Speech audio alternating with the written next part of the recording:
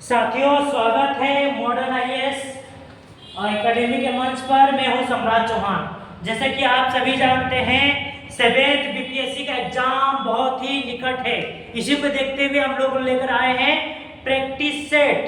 Practice set मान के चलिए किसी मुर्दे में संजीवनी, किसी मुर्दे में प्राण डालने के बराबर है, और एग्जाम में किसी संजीवनी से कम नहीं है प्रैक्टिस सेट। प्रैक्टिस सेट का अहमियत इसीलिए बढ़ जाता है क्योंकि विगत 40 वर्षों से कैंडिडेट प्रैक्टिस सेट और एमसीक्यू के माध्यम से एग्जामों को क्रैक करते आए हुए हैं बीपीएससी में। ठीक है, और ये ट्रेंड काफी पुराना है साथियों, तो इसीलिए इसका महत्व बढ़ जाता है। देरी न करते हुए हम लोग आगे बढ़ेंगे। कोई क्वेरी, कोई डाउट हो तो आप लोग बताएंगे, ठीक है। और चैनल को आप लोग सब्सक्राइब नहीं किए तो आप लोग कर लेंगे। चलिए आइए स्टार्ट करते हैं आज का class. Practice set MCQ target 7 BPSC. पहला देखते हैं साथियों, ये क्या है। तो भारत में राष्ट्रपति के चुनाव किया जाता है। किसके द्वारा किया जाता है साथियों? तो ये एक निर्वाचक मंडल द्वारा किया जाता है, जिसमें से लोकसभा और राज्यसभा के दोनों सदस्य और राज्य विधानसभाओं के निर्वाचित सदस्य भाग लेते हैं। तो देख लेते हैं। ऑप्शन ए में दे रखा है राज्यसभा द्वारा, बिल्कुल नहीं। दूसरा में भारत की जनता द्वारा, तो नहीं जी नहीं। तीसरा है संसद के दोनों सदनों के सदस्यों द्वारा। हाँ, संसद के दोनोदोनों के सदस्यों द्वारा तो होता है, लेकिन सभी नहीं, बल्कि निर्वाचित सदस्यों द्वारा। तो ये भी अधूरा है। संसद में राज्य विधानसभाओं द्वारा, तो ये भी अपूर्ण है। इस प्रश्न का जो डिमांड है उसे पूरा नहीं कर पा रहा है, तो ये भी नहीं होगा। तो पांचवा सही होगा हमारा, इसी को हम लोग मान लेंगे। उपयुक्त में से कोई नहीं है, और ये बीपीएससी का प्रश्न है। इसका सही उत्तर क्या होना चाहिए उसे भी देख लेते हैं। 65 बीपीएससी प्री 2020 में आया हुआ यह प्रश्न है। 65 बीपीएससी प्री के एग्जाम में आया हुआ प्रश्न है 2020 में। तो राष्ट्रपति के चुनाव किया जाता है, यहाँ पूछा है। तो चुनाव बाबू एक निर्वाचन मंडल द्वारा किया जाता है, एक निर्वाचक मंडल द्वारा एकल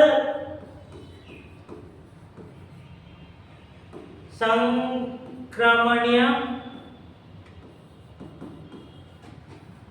मत पद्धति द्वारा राष्ट्रपति का चुनाव होता है, और दोनों सदनों के यानी लोकसभा राज्यसभा के निर्वाचित सदस्य भाग लेते हैं इसमें। और कौन लेंगे? तो राज्य विधानसभाओं के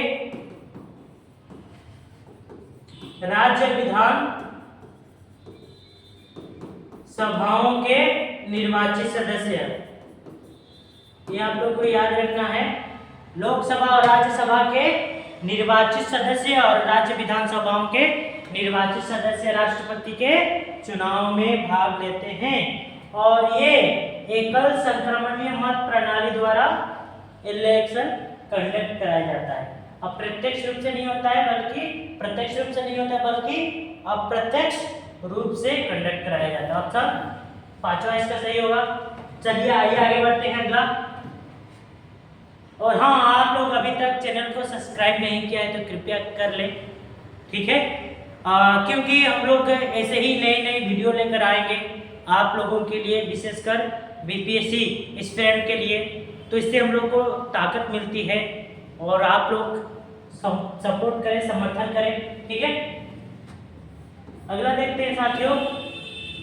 आप लोग बताएंगे इसका सही उत्तर क्या होगा। एक्सप्लेनेशन भी करते चलेंगे, ठीक है।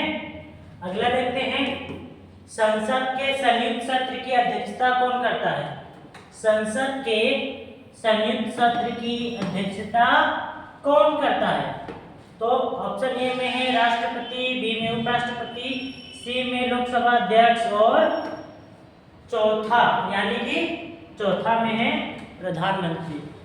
एक में राष्ट्रपति, दूसरा में उपराष्ट्रपति, तीसरा में लोकसभा का अध्यक्ष और चौथा में है प्रधानमंत्री। तो पूछा गया तो संसद के संयुक्त सत्र की अध्यक्षता कौन करता है? तो बाबू संयुक्त सत्र की अध्यक्षता कौन करेगा? तो लोकसभा का अध्यक्ष करेगा। ऑप्शन तीसरा सही होगा, ठीक है। अब बात करते हैं संयुक्त सत्र बुलाता कौन है? आप लोग सुना होगा संयुक्त सत्र बुलाता कौन है? बुलाता कौन है? तो राष्ट्रपति, राष्ट्रपति बुलाता है। और बात करें संयुक्त सत्र का प्रावधान संविधान के कौन से अनुच्छेद में बाबू? तो 108 में इसका वर्णन है। तो यहाँ पूछा है अध्यक्षता कौन करता है? तो लोकसभा का अध्यक्ष करते हैं। ऑप्शन तीसरा सही होगा।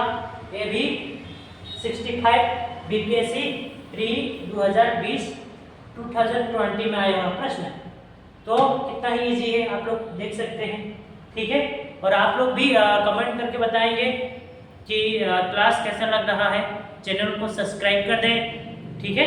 चलिए आइए आगे बढ़ते हैं। अगला हम लोग देखेंगे संविधान द्वारा केंद्रीय संविधान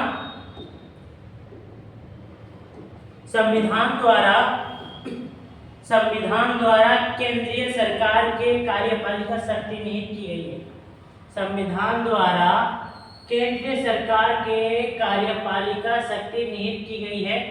किसमें निहित की गई है? तो ऑप्शन ए में है, एक में है संविधान में, दूसरा में राष्ट्रपति में, तीसरा है राज्यपाल और चौथा है प्रधानमंत्री। तो संविधान द्वारा केंद्रीय सरकार की कार्यपालिका शक्ति निहित की गई है। किसमें की गई है बाबू? तो किसमें की गई है? केंद्रीय सरकार की कार्यपालिका शक्ति निहित की गई है तो राष्ट्रपति में की गई है। और केंद्रीय कार्यपालिका का शक्ति राष्ट्रपति में निहित होती है। राष्ट्रपति में ठीक है क्या होती है बाबू? तो निहित होती है। ऑप्शन दूसरा सही होगा। चलिए आइए आगे बढ़ते हैं। ये भी 65 बीपीएससी प्री 2020 में आया हुआ प्रश्न है।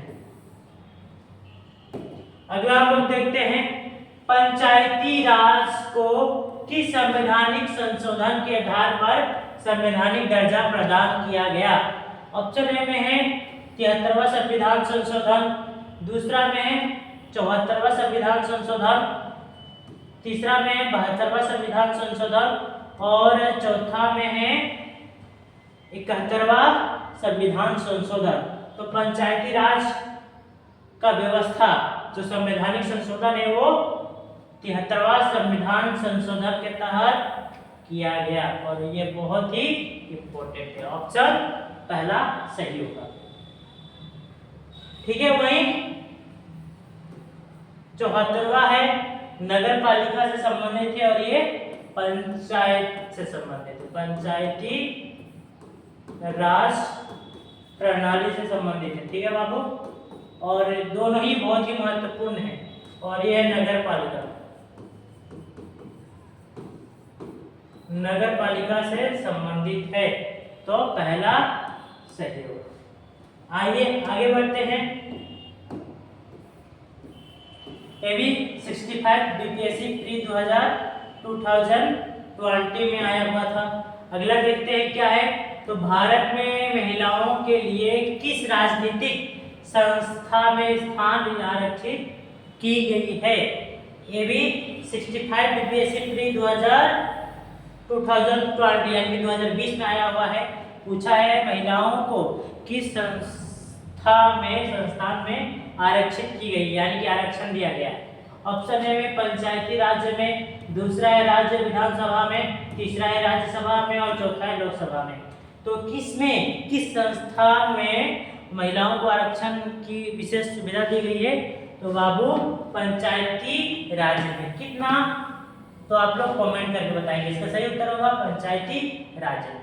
न राज्यसभा में, न राज्य विधानसभा में, न राज्यसभा में और न ही लोकसभा में दिया गया, बल्कि पंचायती राज में। और बिहार, आप लोग को बता देता हूँ, महिलाओं को पंचायती राज में 50%, ठीक है,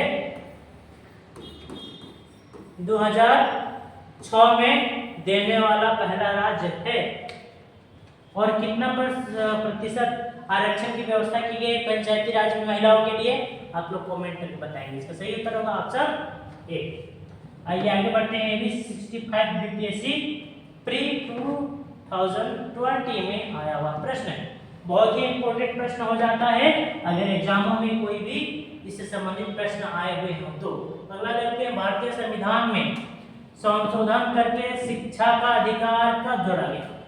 अगला देखते हैं, 1 अप्रैल 2010, दूसरा है 1 अगस्त 2010, तीसरा है 1 अक्टूबर 2010 और चौथा है 1 दिसंबर 2010। तो भारतीय संविधान में संशोधन करके शिक्षा का अधिकार कब जोड़ा गया? तो बाबू 1 अप्रैल 2010 को जोड़ा गया। इसका सही उत्तर होगा ऑप्शन ए। आप लोग छोटे छोटे फैक्ट्स को आप लोग याद रखेंगे और यही होता है प्रैक्टिस सेट लगाने का फायदा। इससे एग्जाम में सीधे भिड़ जाते हैं कभी कभी प्रश्न। यहाँ से आप लोग बताएंगे इसका सही उत्तर क्या होगा, इसे भी देख लेते हैं।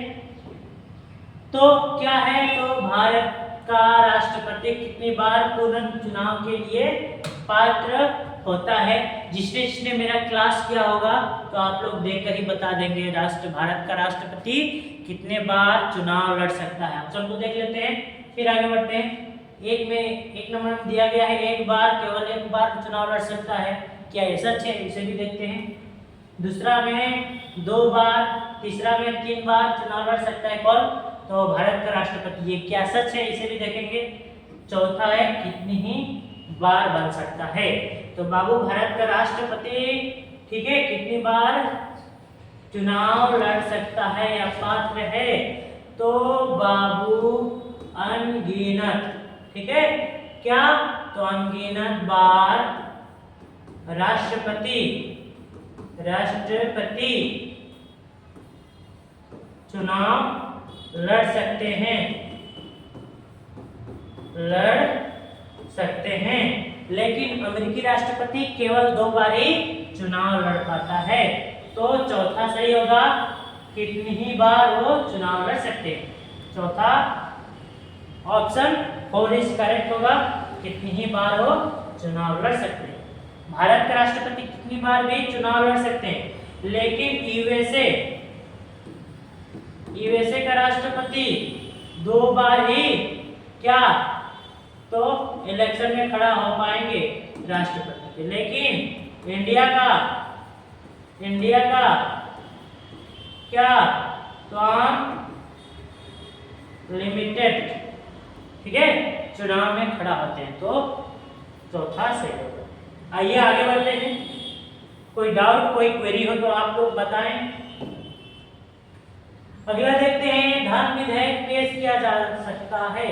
धन विधेयक पेश किया जा सकता है, कहाँ पेश किया जा सकता है उसे देखते हैं। ऑप्शन ए में दे रखा है केवल लोकसभा में, ये क्या सही है देखेंगे।